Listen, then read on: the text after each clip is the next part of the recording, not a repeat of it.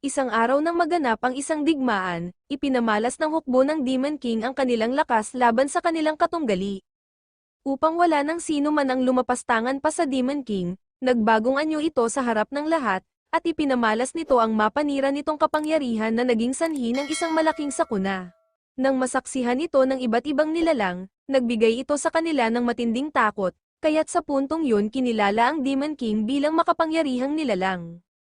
Isang araw, habang nasa isang misyon ang kanang kamay ng Demon King na si Jahi, isang mensahe mula sa Demon King ang nakarating sa kanya na nagsasaad na kinakailangan niya kaagad bumalik ng kastilyo. Pagdating ni Jahi sa opisina ng Demon King, kaagad nitong itinanong sa Demon King kung ano ang dahilan kung bakit nito ipinapaatras ang lahat ng kanilang hukbo na nasa kasalukuyang pananakop, at nais niya din raw malaman kung bakit bigla na lamang nitong itinigil ang plano nitong pagsakop sa buong mundo. Winika ng Demon King na mayroon raw siyang matinding suliranin, isang hadlang na kapag hindi naagapan ay magiging rason upang tuluyan na niyang maabandona ang plano niyang pagsakop sa mundo. Ikinagulat ito ni Jahi, kaya naman hindi niya maiwasang magtanong kung anong hadlang ang tinutukoy ng Demon King. Dahil dito, tuluyan ng inamin ng Demon King na ang hadlang na kanyang tinutukoy ay ang kanyang mismong anak.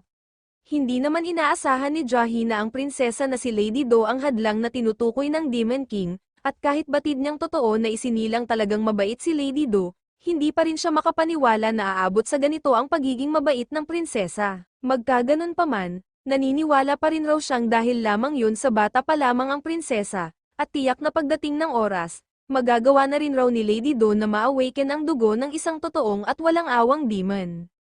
Nais naman iyong mangyari ng Demon King, subalit sa lumipas na 6 na buwan habang wala sa kastilyo si Jahi, ibinahagi niya na mas lumala ang pagiging mabait ni Do. Sapagkat, hindi lamang raw nito pinagaling ang sugat ng isang tao, tinulungan pa niya sa pagbubuhat ang mga alipin, at binigyan pa niya ng pagkain ang mga batang alipin. Habang kasalukuyan silang nag-uusap, biglang dumating sa silid ang prinsesa, at ipinakita nito sa kanyang ama ang isang butiki na nailigtas niya sa tabing ilog. Pinuri ito ng Demon King, ngunit pinaalalahanan niya itong mag-ingat pagkat lubhang delikado ang paglalaro malapit sa tabing ilog. Nang makita ni Jahi ang labis na pagiging mabait ng prinsesa, naunawaan na niya kung bakit pansamantalang itinigil ng Demon King ang pagsakop sa mundo. Napansin niyang labis nang nag-aalala ang Demon King sa kanyang anak, na halos hindi na ito makapag-isip at makapagplano ng susunod nitong gagawin sa susunod nitong pananakop. Dahil dito, nagpa siya si Jahi na personal na sanayin ang prinsesa, upang maging ganap na itong masamang demon. Hindi naman ito naunawaan ng prinsesa, kaya't inakala niya na maglalaro lamang sila ni Jahi. Kahit ipinaliwanag ni Jahi na hindi sila maglalaro bagkus ay magsasanay, hindi pa rin ito naunawaan ni Do at inisip pa rin niyang maglalaro lamang sila ni Jahi. Nang tanungin ng Demon King ang uri ng pagsasanay na balak gawin ni Jahi para kay Do, ibinahagi ni Jahi na plano raw niyang dalhin ang prinsesa sa isang nayon kung saan mayroong mga mahihinang tao, na maaaring pahirapan ng prinsesa sa pamamagitan ng torture. Naibahagi niya rin na habang papunta raw sila sa nayon, maaari rin daw nilang magamit sa pagsasanay ang mga ligaw na demon na naninirahan sa gubat. Ngunit dahil ayaw ng Demon King na masaktan ng mga ligaw na demon ang kanyang anak, sa pamamagitan ng magic lumikha ito ng malaking daan na patungo sa tinutukoy ni Jahi na nayon. Habang nagpapaalam ang Demon King sa kanyang anak, hindi makapaniwala si Jahi sa lakas ng kapangyarihan ng Demon King, at hindi niya rin inaasahan na sisirain ng Demon King ang pangalawan niyang plano para lamang hindi masaktan ang prinsesa. Habang naglalakbay, naisip ni Jahi na malaking problema ang pag-i-spoil ng Demon King sa prinsesa, pagkat kung magpapatuloy raw ito mas lalo lamang lalala ang kabaitan ng prinsesa. Ilang sandali habang malalim siyang nag-iisip, hindi niya namalaya na wala na sa kanyang tabi ang prinsesa, kaya't inisip niyang dinukot ito ng mga ligaw na demon. Ngunit nang mapagtanto niyang nakikipaglaro lamang sa kanya ng hide and seek ang prinsesa, agad niya itong hinanap upang hindi sila maabutan ng mga ligaw na demon. Nang tuluyan niya na itong makita at mahuli, pinagsabihan niya itong hindi ito ang tamang oras upang maglaro. Ipinaalala niya din sa prinsesa na ang isang demon ay dapat lamang raw na maging masama, at dapat ginagawa ang mga masasamang bagay, katulad na lamang ng pagnanakaw, pagpapahirap, at pagkitil ng buhay. Wala namang pake si Do sa mga pinagsasabi ni Jahi, kaya naman habang hindi nakatingin ang dalaga, muli na naman itong umalis upang bigyan ng pagkain ang isang kuneho. Dahil dito, Unti-unti nang sumusuko si Jahi sa ugali ng prinsesa, pagkat habang tumatagal mas namamayagpag ang pagiging mabait at mapag-alinga nito. Sa masamang pagkakataon, lumitaw sa lugar ang mga ligaw na demon, at binabalak sila ng mga itong gawing panghapunan sa darating na gabi. Subalit sa isang tulak lamang, kaagad na palipad ni Jahi ang isang demon, ngunit nang balak na sana nitong isunod ang isa pang demon, ikinagulat nito nang makita na kasalukuyan ng pinaglalaroan ng prinsesa ang ulo ng demon. Dahil sa pag-aalala, pinalipad ni Jahi ang demon sa pamamagitan lamang ng isang malakas na sipa. At nang seluhin ni Jahi ang prinsesa, tuluyan niyang napatunayan na hindi nga naging mabait ang prinsesa dahil sa pag-i-spoil ng Demon King, kundi dahil ipinanganak talaga itong may angking kabaitan. Dahil dito, napagtanto niyang tila delikado ang katangiang ito ng prinsesa, pagkat pag nagkataon magagawa ng kabaitan nito na tuluyang sirain maging ang kasamaan sa bawat nilalang. Upang masolusyonan ang ganoong suliranin, pagdating nila sa nayon, kaagad sinimulan ni Jahi ang pagsasanay ng prinsesa upang maging isa itong masamang demon. Ayon kay Jahi, kinakailangan daw ng prinsesa na magnakaw sa mga taga-nayon ng kahit anumang bagay, at kinakailangan din raw ng prinsesa na magbanta sa mga taga-nayon upang makuha nito ang kahit anumang bagay na kanyang nanaisin. Nang maunawaan ng prinsesa ang pagsubok na kinakailangan niyang mapagtagumpayan, agad itong pumunta sa nayon upang isagawa ang kanyang naturang pagsubok. Pagdating nito sa harap ng isang tindahan, masaya nitong binati ang isang matanda kasunod ng pasimple niyang paghingi ng patatas. Hindi naman yun ang nais mangyari ni Jahi, kaya't hindi niya naiwasang mag-alala sa bawat kilos na gagawin ng prinsesa. Nang maalala ng prinsesa ang sulat na ibinigay sa kanya ni Jahi, inilabas niya ito at binasa sa harap ng matanda. Ayon sa sulat, isa raw siyang great demon, at kapag hindi raw siya binigyan ng matanda ng kahit anumang alay, babalatan niya raw ito ng buhay at itatapon sa kailaliman ng kawalan. Subalit imbes na matakot at mangamba, tinawanan lamang ito ng matanda sapagkat inaakala niyang nagpapanggap lamang si Do na isang demon, at umaarteng masama. Dahil napasaya ng prinsesa ang matanda, binigyan ito ng matanda ng isang patatas. Nang sabihin ni Do na wala siyang pera upang mabili ang patatas, naunawaan ito ng matanda kaya't ibinigay na lamang niya ito kay Do ng libre. Ayon sa matanda, hindi na raw niya kinakailangan ng pera, at ang totoo naghihintay na lamang raw siyang maubos ang mga tinda niyang mga gulay. Naibahagi din niya, na kung nanakawin raw ni Do ang lahat ng kanyang tinda, hindi niya na raw iyon alintana, pagkat kahit gustuhin niya man raw itong habulin, hindi niya naman ito magagawa dahil sa kanyang pilay na resulta sa pagkaaksidente niya noon. Naibahagi niya pa na plano na rin raw niyang isara na ng tuluyan ang kanyang shop pagkat tila wala naman ng gaanong customer na bumibili sa kanya. Dahil sa mga nasabi ng matanda, nilapitan ito ni Do at niyakap, at sa pamamagitan ng magic, pinagaling nito ng tuluyan ang binti ng matanda. Nang mapagtanto ng matanda na pinagaling ni Do ang kanyang binti, hindi ito lubos makapaniwala. At habang ito'y tulala ng dahil sa nangyari, nasabi ni Do na simula raw ngayon araw-araw na siyang pupunta upang magnakaw, kaya't kinakailangan raw ng matanda na palaging maging malusog upang masaksihan ang kanyang gagawin. Naiiyak naman itong naunawaan ng matanda, kaya't ipinangako niyang araw-araw raw siyang gagawa ng pagkain upang maibigay kay Do. Katapos yun, nang ipakita ni Do kay Jahi na tagumpay ang kanyang naging pagsubok, hindi ito ikinatuwa ng dalaga, pagkat batid niyang napagtagumpayan yun ni Do hindi sa pamamagitan ng masamang paraan, kundi dahil sa angkin na naman nitong kabaitan. Dahil dun, sa unang pagkakataon, inamin ni Do kay Jahi na ginawa niya raw ang bagay na yun, pagkat nais niyang maging isang mabuting demon na tumutulong sa mga nangangailangan. Hindi naman yun inaasahang marinig ni Jahi mula sa prinsesa, kaya naman nagbigay yun sa kanya ng pagkabahala pagkat hindi raw yun katanggap-tanggap sa lahi ng mga demon. Nang marinig ni Do ang pagkagutom na tinitiis ni Jahi, walang pag-aalinlangan niyang hinati ang hawak niyang patatas upang ibigay sa dalaga. Nahihiya naman itong tinanggap ni Jahi, kasunod ng paglitaw ng Demon King upang sunduin ang kanyang anak. Sa lumipas na mga araw, dahil sa kabaitan ni Do, naging kilala at sikat na sila sa nayon. Pagdating ni Jahi sa tahanan ng matanda, ipinakita ni Do sa dalaga ang ginagawa nilang puppet na kawangis ni Jahi. Ibinahagi ng matanda na nais raw ni Do na gumawa ng mga laruan na kawangis ng mga nilalang na mahalaga sa kanya, kaya naman ito ang kanilang pinagkakaabalahan sa lumipas na mga araw. Ikinatuwa naman ito ni Jahi, kaya't pagbalik nila ng kastilyo, ipinaliwanag nito sa Demon King na ang pagtulong na ginagawa raw ng prinsesa sa mga taga-nayon at sa matanda, ay parte lamang ng isang pagsubok upang mamanipula ang kanilang kaisipan. Ayon kay Jahi, plano raw nilang mapaniwala ang matanda at ang mga taga-nayon na mabait silang nilalang, upang maging napakasakit ng pagtataksil na gagawin nila sa bandang huli. Naunawaan naman ito ng Demon King, kaya naman bilang tulong ipinakita nito kay Jahi ang isang uri ng asin. Nang ito'y tikman ng dalaga, kaagad itong nahulog sa bitag ng Demon King, pagkat ang kinain nito ay hindi ordinaryong asin kundi isang uri ng mineral na tinatawag na puppet salt, na pumipuwersa sa kumain nito na sumunod sa kahit anumang utos ng ibang nilalang. Dahil dito, habang nasa impluwensya ng puppet salt si Jahi, inutos ng Demon King kay Do na magbigay ng kahit anumang utos kay Jahi kahit pa maaari iyong ikamatay ng dalaga. Ikinatuwa naman ni Do ang mungkahi ng kanyang ama, kaya naman agad itong nagbigay ng utos kay Jahi na hindi nito magagawang tanggihan. Nang mapagtanto ng dalaga na nais lamang ng prinsesa na kargahin pabalik sa nayon, nakahinga siya ng maluwag pagkat buong akala niya uutusan siya ng Demon King ng kahindik-hindik na bagay. Pagdating sa nayon, muling ipinaalala ni Jahi sa prinsesa ang kasamaan na kinakailangan nitong gawin, na naunawaan naman kaagad ni Do. Ngunit kahit na nasambit ni Do na naunawaan niya ang kailangan niyang gawin, duda pa rin rito si Jahi, kaya naman muli niyang binantayan ang bawat magiging kilos ng prinsesa. Subalit sa kalagitnaan ng kanyang pagmamatsyag, isang pamilya ang lumapit at humingi ng tulong sa kanya. Dahil sa epekto sa kanya ng puppet salt, hindi niya magawang tumanggi sa pakiusap ng isang pamilya kaya't kahit labag sa kanyang loob wala siyang nagawa kundi ang tumulong.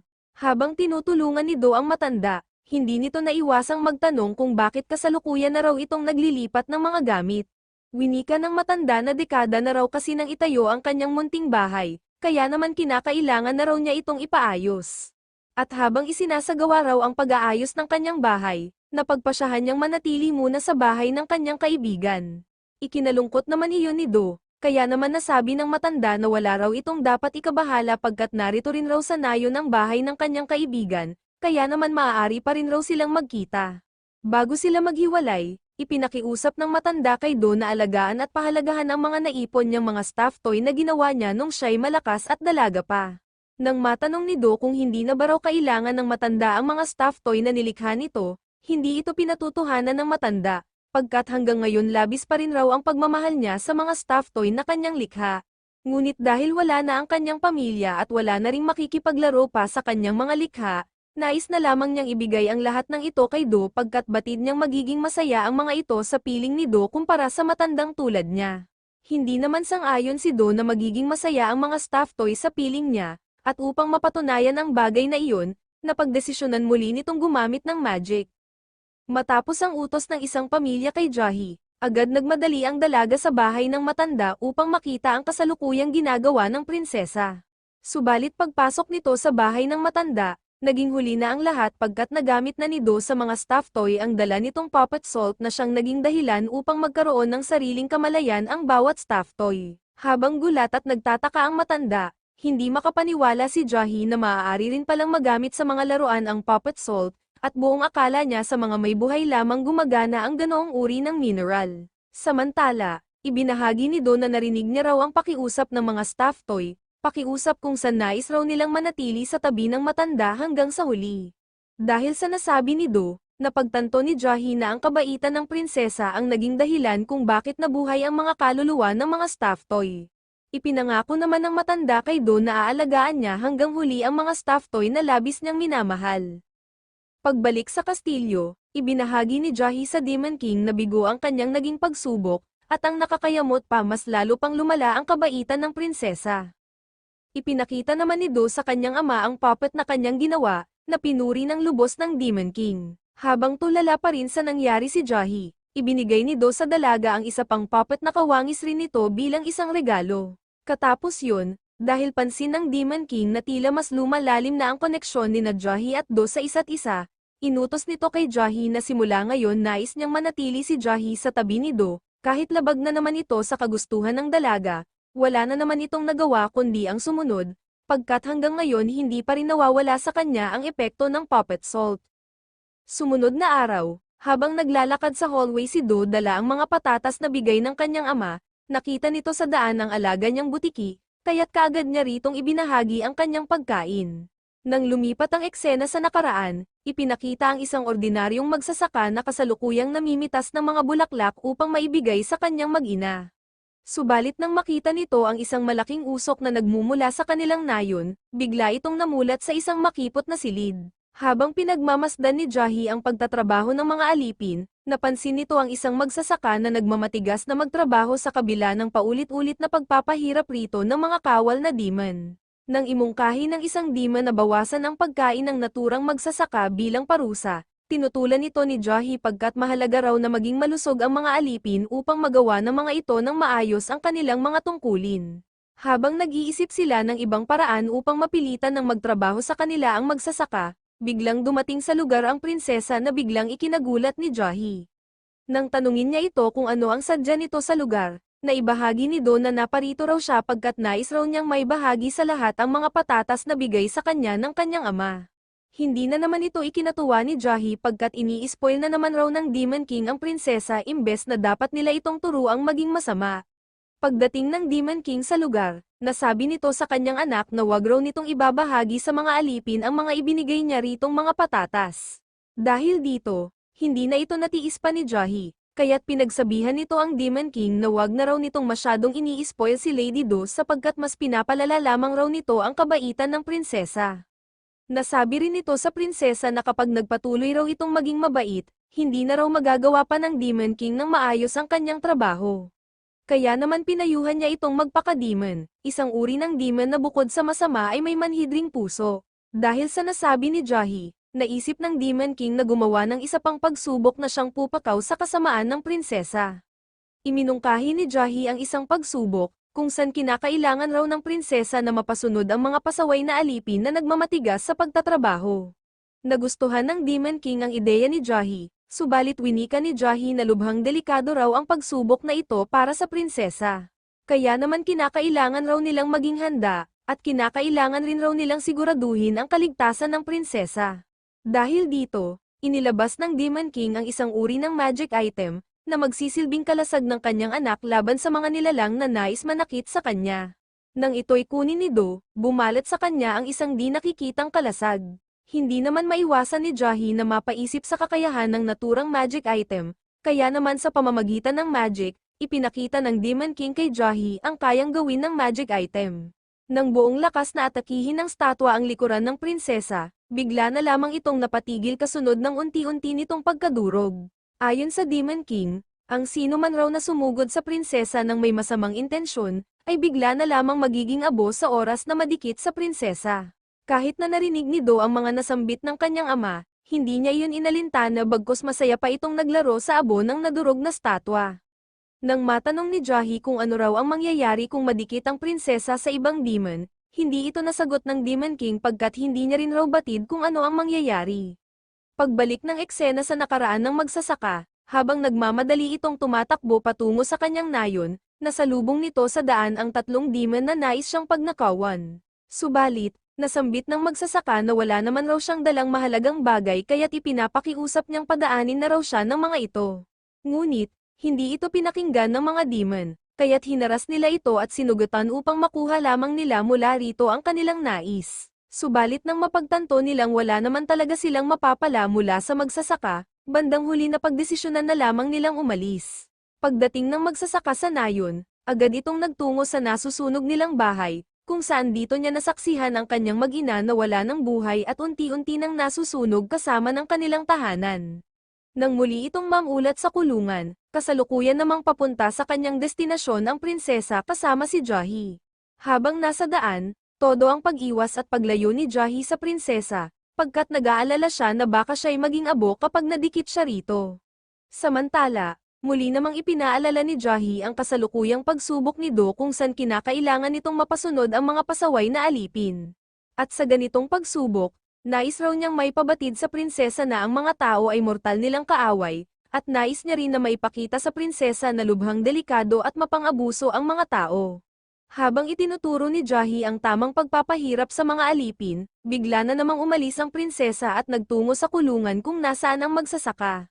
Nang tanungin ito ng magsasaka kung bakit raw ito nasa ganito kadelikadong lugar, nasabi ng prinsesa na naparito raw siya upang magdala ng mga mushrooms. Ikinagulat na naman ito ni Jahi, pagkat salungat na naman sa nais niyang mangyari ang kasalukuyang ginagawa ng prinsesa. Sinakyan naman ng magsasaka ang bawat sinasabi ni Do, at inamin niya na masarap talaga ang mga mushrooms kapag niluluto. Ilang sandali, biglang napaisip ang magsasaka sa kung bakit ipinadala ng mga demon ang isang bata upang siya'y kausapin. Kahit ano pa man ang dahilan, nasabi nito kay Do na hindi niya raw susundin ang anumang iuutos nito, kaya't kung nais raw siya nitong paslangin, mas maigi kung agad na raw niya itong gawin, total wala naman raw siyang lugar na babalikan pa. Pagbalik sa nakaraan, ipinakitang muli ang magsasaka na punong-puno ng matinding galit, na ginawa niyang dahilan upang lumaban sa tatlong demon na humarang noon sa kanya. Subalit nang tuluyan na niyang mapaslang ang tatlong demon, lumitaw sa kanya ang isang marka na sumisimbolo sa paghihiganti, at tanda rin na markado na ito sa mga demon bilang isang kriminal. Nang makita ng mga taga-nayon ang marka ng demon sa katawan ng magsasaka, ipinakiusap nila rito na umalis na lamang ng nayon sapagkat ayaw na raw nilang madamay pa sa panganib na dala nito. Magmula noon, wala na raw lugar kung saan siya maaaring manatili, kaya't wala na raw sinuman o anumang nilalang ang magagawa siyang takutin. Ngunit walang pake si Do sa mga nasabi ng magsasaka, bagkus gamit ng sanga na bigay sa kanya ng kanyang ama, ginamit niya itong susi upang pumasok sa kulungan ng magsasaka. Nang ipaalala ng magsasaka na maaari niya itong mapaslang kapag lumapit pa ito ng todo, hindi ito inalintana ni Do at Jahi pagkat batid nila ang lakas ng kalasag na bigay ng Demon King. Nang balak na itong sugurin ng magsasaka, nasabi rito ni Do na mag-isa rin raw siya na katulad nito, dahilan kaya't napatigil ito sa pagsugod. Wika ng prinsesa, na araw-araw raw siyang mag-isa sapagkat araw-araw raw kasing nagtatrabaho ang kanyang ama at ang kanyang ate na si Jahi, kaya't wala raw siyang ibang makalaro. At dahil araw-araw silang may gawain, mag-isa raw siya palagi sa kanyang silid kung saan siya nagbabasa ng mga picture books, at mag-isa rin siyang naglalaro ng mga blocks. Kaya naman hindi niya rin raw maiwasang maging malungkot lalo na kapag naiisip niyang mag-isa na naman siyang maghihintay sa pagbabalik ng kanyang ama at ng kanyang ate. At dahil araw-araw raw niya iyong nararanasan, sa tuwing siya raw ay malungkot, lumalabas siya ng kastilyo at nakikipagkita sa kanyang mga kaibigan. At dahil narito raw siya, hindi na rin mag-isa ang magsasaka, pagkat handa raw siyang manatili rito ng ilang sandali upang ito'y samahan. Dahil sa nasabi ni Do, hindi naiwasan ng magsasaka na humawak sa pisngi ng prinsesa, at nang dumikit ang palad nito sa pisngi ni Do, biglang ikinagulat ni Jahi na hindi ito naging abo. Bagkus gamit ang magic, tinanggal pa ng prinsesa ang marka ng demonyo sa katawan ng magsasaka. Nang hilingin ng prinsesa na hawakan ang ulo ng magsasaka, walang pag-aalinlangan itong pinagbigyan ng magsasaka ng buong saya. Nang makita ni Do ang ate niyang si Jahi, kahit bahagya itong disappointed sa nagawa ng prinsesa, hindi pa rin niya itong magawang mapagsabihan. Nang subukang yakapin ni Do si Jahi, agad itong iniwasan ng dalaga pagkat nag-aalala pa rin siya na baka siya'y maging abo. Ngunit nang mapagtanto niyang hindi siya naging abo kahit na bahagya siyang nahawakan ng prinsesa, agad siyang humingi ng tawad dahil sa kanyang naging pag-iwas.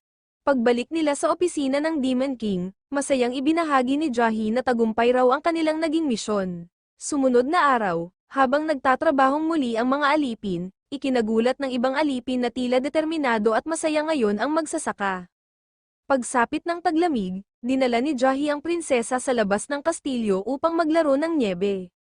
Pagkatapos maglaro, pagbalik nila sa opisina ng Demon King, iminungkahi ni Jahi na magkaroon raw ang prinsesa ng isang magic training. Ayon raw kasi sa kanyang nalalaman, nagiging masama raw ang isang demon kapag natututo ito ng isang uri ng attack magic.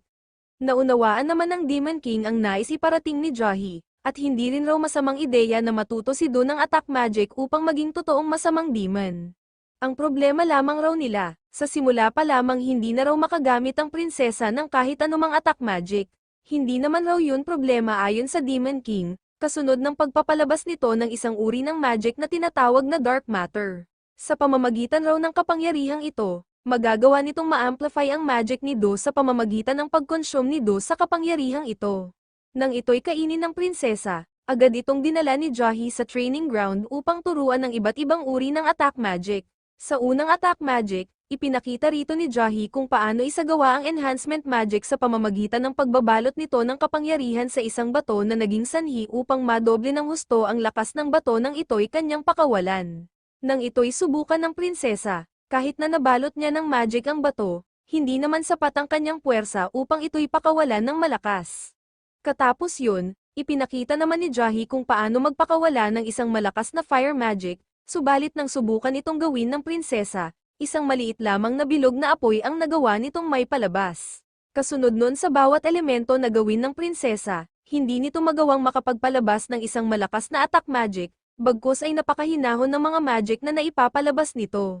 Subalit, nang maipakita ni Jahi kung paano gumamit ng ice magic, nang gayahin ito ng prinsesa, laking gulat ni Jahi nang magawa ng prinsesa na makapagpalabas ng isang malaking yelo. Pagkatapos iyong gawin ng prinsesa, hiniling nito kay Jahi na dalhin raw siya nito sa dungeon pagkat nais raw niyang gamitin sa mga alipin ang kanyang kapangyarihan.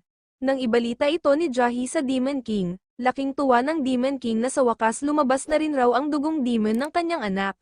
Subalit pagdating nila sa lugar, laking gulat ng dalawa nang makita na hindi naman pinahihirapan ng prinsesa ang bawat alipin, kundi ay ginamit pa nito ang kanyang ice magic upang gumawa ng snow park kung saan masayang naglalaro ang bawat isang alipin. Nang kumprontahin ng dalawa ang prinsesa patungkol sa nagawa nito, dahil sa pagiging cute ng prinsesa, wala na namang nagawa ang Demon King kundi palampasin ang pagkakamali nito, hindi lamang iyon pagkat nagawa pa nitong makipaglaro sa prinsesa, habang si Jahi naman ay tulala sa isang tabi habang kumakain ng ice pop.